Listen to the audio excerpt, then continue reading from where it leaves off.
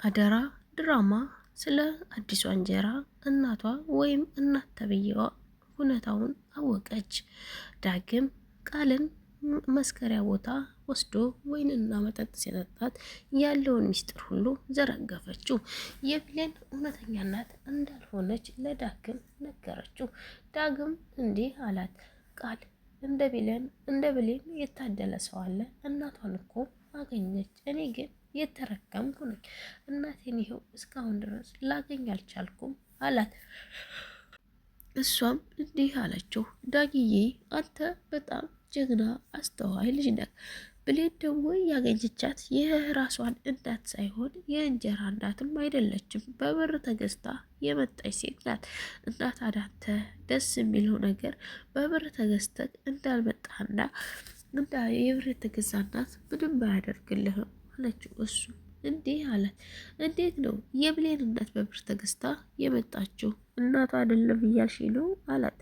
እሷም አዋኔ እናቷ አይደለችም በኃይሉ ነው በብር ገዝቷት እናት ሆናና ያልታወቀ ታሪክ እየነገረኝ ልጇን እንድታሳምን ያደረገው አለችው።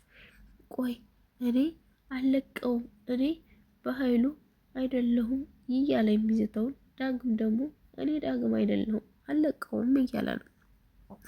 ዳግም የገምነቱ እሱ እዛ ቁጭ ባለበት ሰዓት እሷ ጋር ሲያወራ እየቀዳት ነው። እየቀዳት ባለበት ሰዓት ሁሉንም ነገር ስነግረው ሪካርድ አደረጋት እና እንዴት ነው ገዝቷት ያመጣት በኃይሉ ሲላት፣ ገዝቷት ያመጣው እንግዲህ በገንዘብ ነው። በገንዘብ ገዝቷት ያመጣት ለዚህ ነው ከዚህ ቤት እንድትርቅና እኔ ከሰላም ጋር ሰላም ኖሬ እንድኖር ነው። ሰላምን እኔ ደግሞ ከገደልኳት በኋላ ቤቱን ተወረስኩ በኋላ ንብረቱን በእጄ ካደረግኩ በኋላ በኃይሉን እንከዳውና እኔ እናንተ ባልና ሚስት ሆነን እንኖራለን አለችው።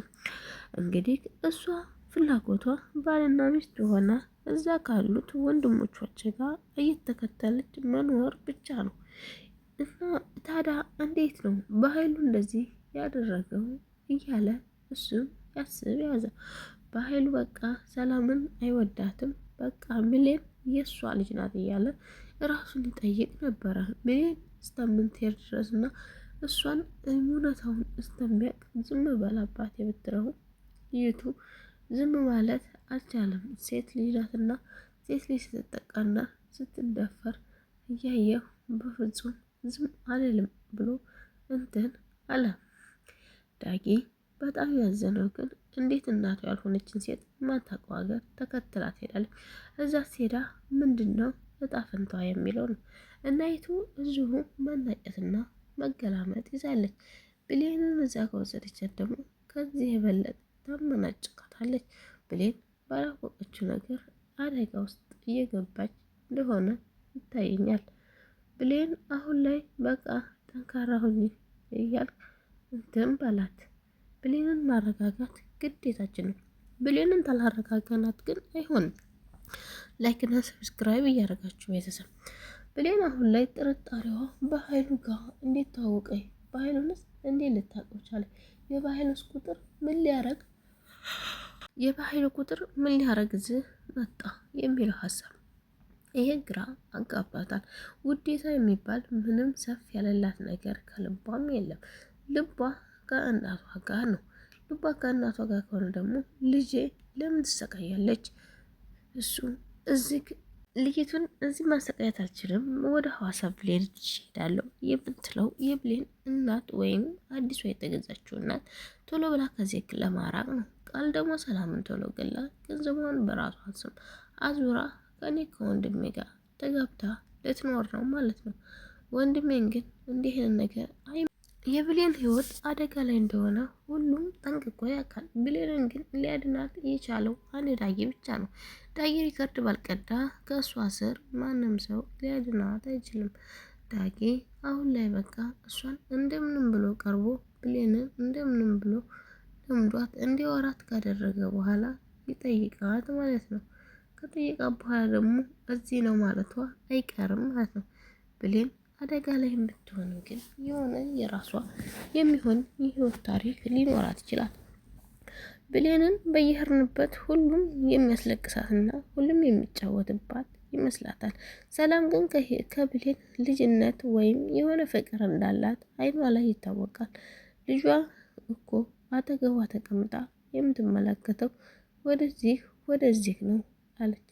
ብሌን ጠንካራ ሁኚ፣ አስተዋይ ሁኚ፣ ምንም ነገር ቢፈጠር ወደኋላ እንዳትይ አለኝ። እሷም ወደኋላ አልልም አለችው። ዳጊ አሁን ላይ በምን ተአምር ሊበልጣት ተነስቷል። እሷን ጠርቶ ወደ ጓሮ የሚሰጣትን ምግብ በስነ ስርዓት መስጠት አለችበት። ካልሰጠችው ግን ያው ከባድ ነው። ብሌን እንደዛ ካላደረገች ከባድ ነው። ለምን መሰላችሁ እሷ ይህን ሁሉ የምታደርገው ማንን ሽሽት ይመስላችኋል? የብሌን አሳዳጊ እናት ግን በጣም አስተዋይና ልዩ ሴት ናት፣ የምትመሰገን ናት። ምክንያቱ ለምን ትመሰገናለች ካላችሁ ልጇን እናቷን ፈልጋ አገናኘች። እየከፋትም ቢሆን ተረሳች ማለት ነው።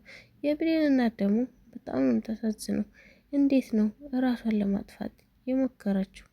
እንዴትስ ነበር የምትቀርጸው? እስኪ ንገረኝ።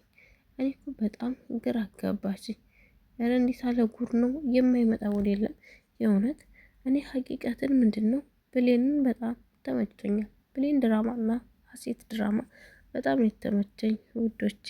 ድራማው ከተመቻችሁ እንግዲህ ላይክና ሸር እያደረጋችሁ አበረታቱ ማለት ነው። አባይ ወዳችኋለሁ፣ አከብራችኋለሁ። በቀጣይ ቪዲዮ እስከምንገናኝ ሰላም ሁኑልኝ አባይቦቼ። ይመቻችሁ፣ ድልት ይበላችሁ የኔ ውዶች። ትለያላችሁ ከምንም በላይ አባይብ በቃ ልዩ ናችሁ ለኔ። እሺ ውዶቼ እና ብሌንና ዳጊ ተጋብተው እኔ ቃል እኮ ዳጊ ልስማው ስትል ሸሻት። እሷን አስክሮ ወሬ ለማስወራት እንጂ አብሯት ለመኖር ወይም አብሯት እንትን ለማለት አይደለም። የኛ ጫሞች የሚረትቡ ሰው አሉ፣ ግን አትረትቡ ማለት ነው የሚሻለው። ባይ ባይ ቤተሰቦቼ፣ ምችት ይበላችሁ። ግምጃዬ ደግሞ ኢትዮጵያ ገብታለች። ቲክቶክ ሁላ እንዳለ እየተናወጠ ነው እላችኋለሁ ማሮቼ።